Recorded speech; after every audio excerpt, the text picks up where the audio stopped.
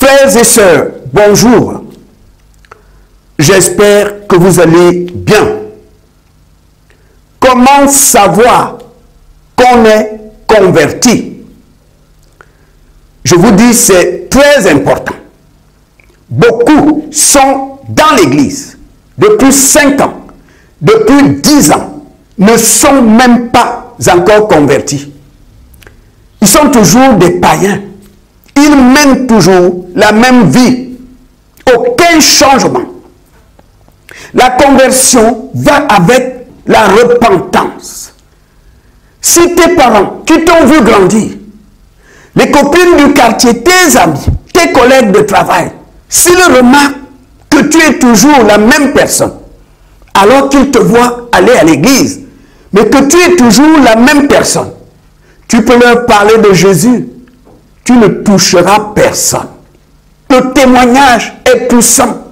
Quand tu vas parler de Jésus dans ton quartier, les gens diront oui, parce qu'elle a changé. Comment veux-tu amener tes frères et sœurs dans le Seigneur s'ils ne voient aucun changement en toi? Comment veux-tu que ton mari vienne à l'église si tu es toujours la même femme qu'il connaît? Aucun changement. Tu es toujours cette femme qui aime des disputes. Tu es toujours la même femme rancunière. Tu es toujours cette femme-là. Beaucoup ne sont pas convertis. Ils sont dans l'église depuis des années, toujours les mêmes personnes. Aucun changement. Dans leur quartier, les gens le voient aller à l'église dimanche. Mais ces gens voient la même personne, le même comportement au quartier. Ces gens ne voient aucun changement. Jésus-Christ a dit, beaucoup d'appelés, peu d'élus. Beaucoup d'appelés, peu d'élus. Les appelés, c'est qui? C'est toutes ces personnes qui se retrouvent à l'église dimanche. C'est ça les appelés. Là-dedans, il y a peu d'élus. Les élus, c'est des gens qui marchent dans la sainteté. Des gens qui ont quitté le monde. Des gens qui marchent dans la repentance. Ils ne sont plus les mêmes. Ça se voit, c'est visible. Les païens le voient. Et les païens sont convaincus que celui-là, avec son Dieu-là, ce n'est pas un jeu, c'est du sérieux. Parce qu'ils sont touchés par le changement. Mon frère, ma soeur, tu ne pourras pas toucher tes amis du quartier. Tu ne pourras pas toucher tes parents, tes frères et sœurs, si on ne voit pas un changement en toi. On doit voir Jésus en toi. C'est ça qui va les toucher. C'est ça qui frappe quand les gens te regardent. C'est le changement qui les touche quand on te regarde. C'est ça qui les touche. Ce n'est pas la parole. Ce n'est pas la Bible dit, la Bible dit, la Bible dit. S'ils ne voient pas un changement en toi, ça n'aura aucun effet. Donc, je t'exhorte, frères et sœurs, à la repentance. Il faut prier le Seigneur. Seigneur Jésus, je passe mon temps à critiquer les gens. Seigneur, délivre-moi. Seigneur, je suis une personne rancunière. Je n'arrive pas à pardonner. Frères et sœurs, c'est ça les prières. La conversion. Il faut que ton témoignage parle de Jésus. Dieu est glorifié par ton témoignage. Donc ton témoignage au quartier, dans ta famille, dans ton lieu de travail, à l'école, peut glorifier Dieu.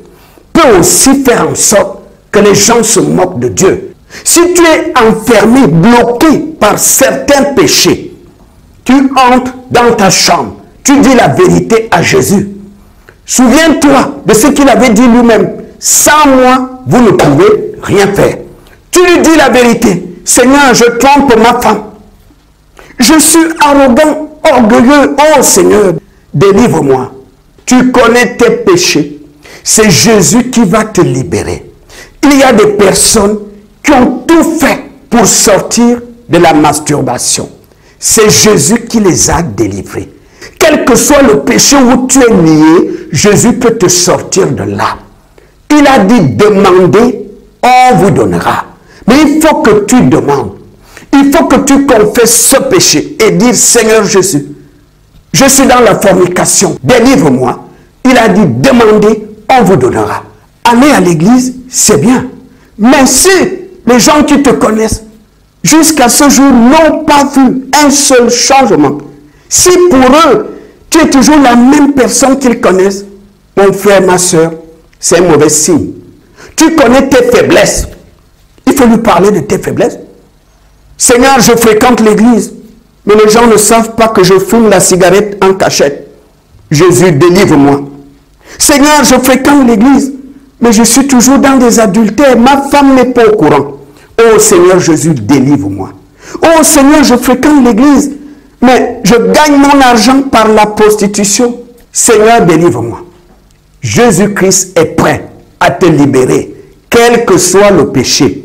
Je veux que tu saches que lorsque la trompette va sonner, ce sont ces personnes qui vivent en nouveauté de vie, qui sont sorties du monde et qui vivent maintenant pour Christ, qui se sont repentis de leurs péchés et qui vivent aujourd'hui dans la crainte de Dieu. Ce sont ces personnes-là qui seront enlevées quand la trompette va sonner.